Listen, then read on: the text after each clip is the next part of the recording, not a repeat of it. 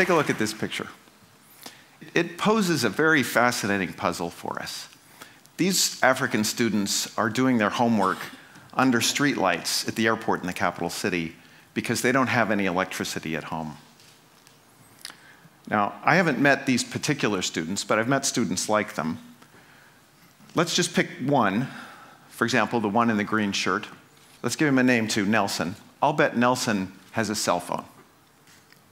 So here's the puzzle. Why is it that Nelson has access to a cutting-edge technology like the cell phone, but doesn't have access to a 100-year-old technology for generating electric light in the home? Now, in a word, the answer is rules. Bad rules can prevent the kind of win-win solution that's available when people can bring new technologies in and make them available to someone like Wilson. What kinds of rules? The electric company in this nation operates under a rule which says that it has to sell electricity at a very low subsidized price. In fact, a price that's so low it loses money on every unit that it sells. So it has neither the resources nor the incentive to hook up many other users. The president wanted to change this rule. He's seen that it's possible to have a different set of rules, rules where businesses earn a small profit, so they have an incentive to sign up more customers. That's the kind of rules that the cell phone company that Nelson purchases his telephony from operates under. The president's seen how those rules worked well, so he tried to change the rules for pricing of electricity, but ran into a firestorm of protest from businesses, consumers who wanted to preserve the existing subsidized rates. So he was stuck with rules that prevented him from letting the win-win solution from helping his country, and Nelson is stuck studying under the streetlights. The real challenge then is to try and figure out how we can change rules. Are there some rules we can develop for changing rules? I want to argue that there's a general abstract insight that we can make practical, which is that if we can give more choices to people and more choices to leaders, who in many countries are also people, but it's useful to present the opposition between these two, because the kind of choice you might want to give to a leader, a choice like giving the president the choice to raise prices on electricity, takes away a choice that people in the economy want. They want the choice to be able to continue consuming subsidized electric power. So if you give just to one side or the other, you'll have tension or friction. But if we can find ways to give more choices to both, that will give us a set of rules for changing rules and get us out of traps. Now, Nelson also has access to the internet, and he says that if you want to see the damaging effects of rules, the ways that rules can keep people in the dark, look at the pictures from NASA of the Earth at night. In particular, check out Asia. If you zoom in here, you can see North Korea in outline here, which is like a black hole compared to its neighbors. Now, you won't be surprised to learn that the rules in North Korea keep people there in the dark. But it is important to recognize that North Korea and South Korea started out with identical sets of rules in both the sense of laws and regulations, but also in the deeper senses of understandings, norms, culture, values, beliefs. When they separated, they made choices that led to very divergent paths for their sets of rules. So we can change, we as humans can change the rules that we use to interact with each other for better or for worse. Now, let's look at another region, the Caribbean. Zoom in on Haiti in outline here. Haiti is also dark compared to its neighbor here, the Dominican Republic, which has about the same number of residents. Both of these countries are dark compared to Puerto Rico, which has half as many residents as either Haiti or the Dominican Republic. What Haiti warns us is that rules can be bad because governments are weak. It's not just that the rules are bad because the government is too strong and oppressive, as in North Korea. So that if we want to create environments with good rules, we can't just tear down. We've got to find ways to build up as well.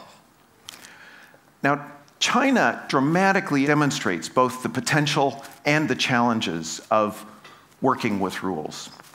Back in the beginning of the data presented in this chart, China was the world's high technology leader. Chinese had pioneered technologies like steel, printing, gunpowder. But the Chinese never adopted, at least in that period, effective rules for encouraging the spread of those ideas, a profit motive that could encourage the spread. And they soon adopted rules which slowed down innovation and cut China off from the rest of the world. So as other countries in the world innovated, in the sense both of developing newer technologies, but also developing newer rules, the Chinese were cut off from those advances. Income there stayed stagnant as it zoomed ahead in the rest of the world. This next chart looks at more recent data. It plots average income in China as a percentage of average income in the United States. In the 50s and 60s, you can see that it was hovering at about 3%. But then in the late 70s, something changed. Growth took off in China. The Chinese started catching up very quickly with the United States.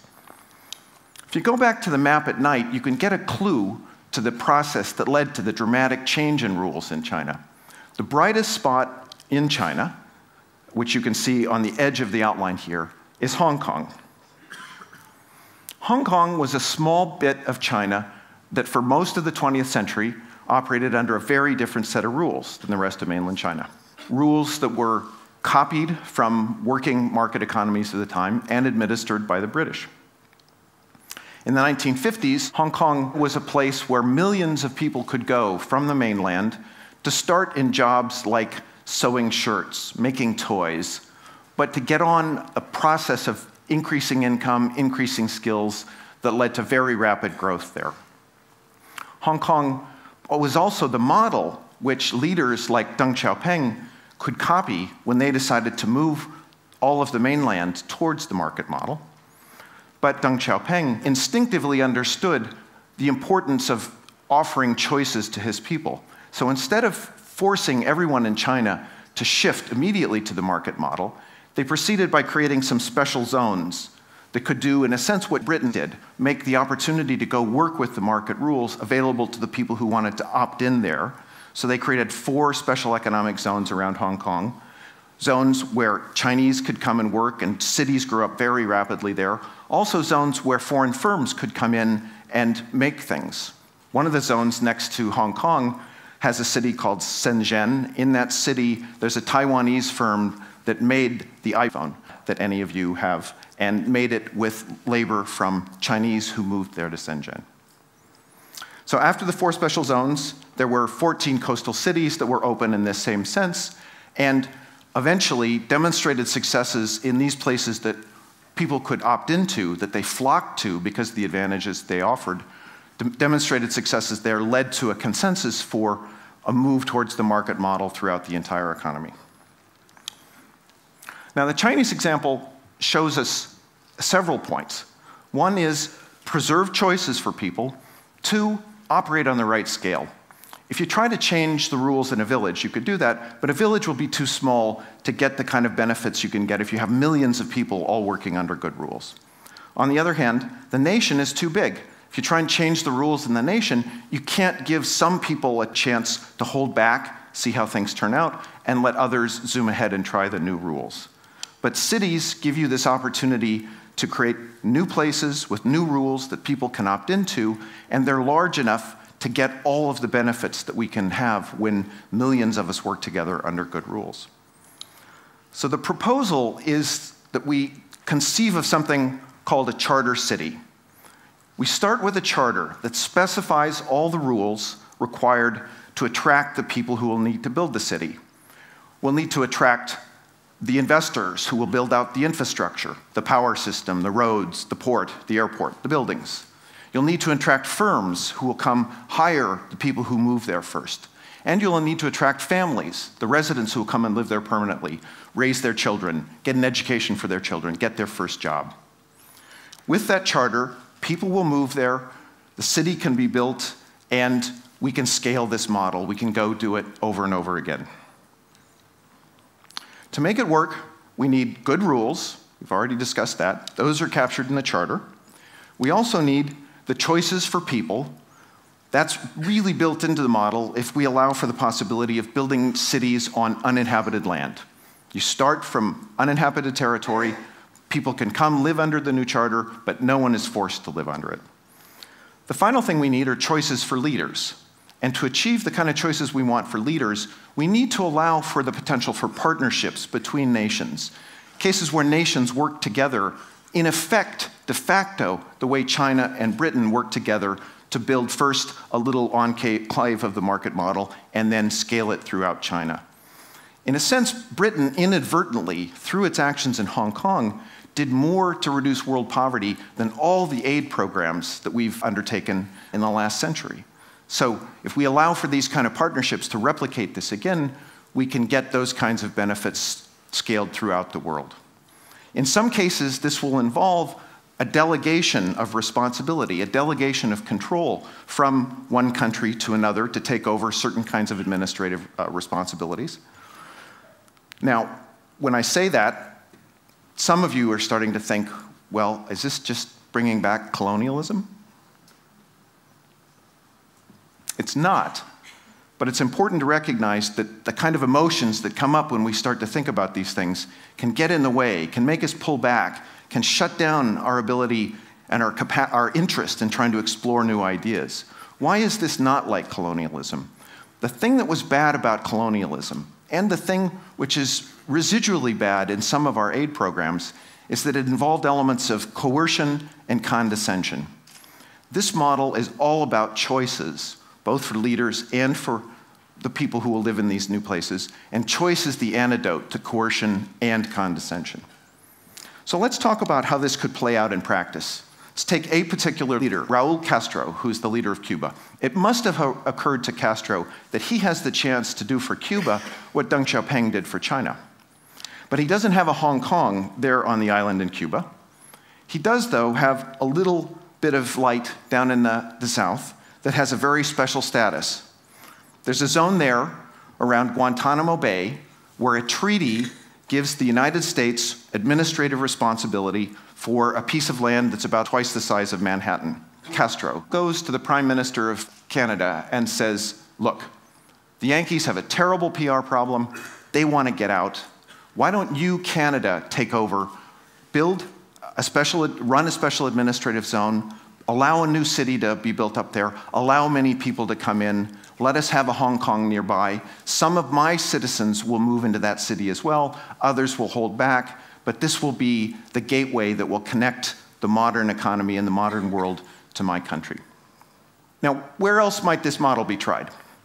Well, Africa. I've talked with leaders in Africa. Many of them totally get the notion of a special zone that people can opt into as a rule for changing rules. It's a way to create new rules and let people opt in without coercion and the opposition that coercion can force. They also totally get the idea that in some instances, they can make more credible promises to long-term investors, the kind of investors who will come build the port, build the roads in a new city. They can make more credible promises if they do it along with a partner nation, perhaps even in some arrangement that's a little bit like an escrow account, where you put land in the escrow account and the partner nation takes responsibility for it. There's also lots of land in Africa where new cities could be built. This is a picture I took when I was flying along the coast. There's immense stretches of land like this, land where hundreds of millions of people could live. Now, if we generalize this and think about not just one or two charter cities, but dozens, cities that will help create places for the many hundreds of millions, perhaps billions of people who will move to cities in the coming century, is there enough land for them? Well, throughout the world, if we look at the lights at night, the one thing that's misleading is visually it looks like most of the world is already built out. So let me show you why that's wrong. Take this representation of all of the land, turn it into a square that stands for all the arable land on Earth, and let these dots represent the land that's already taken up by the cities that 3 billion people now live in. If you move the dots down to the bottom of the rectangle, you can see that the cities for the existing 3 billion urban residents take up only 3% of the arable land on Earth. So if we wanted to build cities for another billion people, they would be dots like this. We'd go from 3% of the arable land to 4%.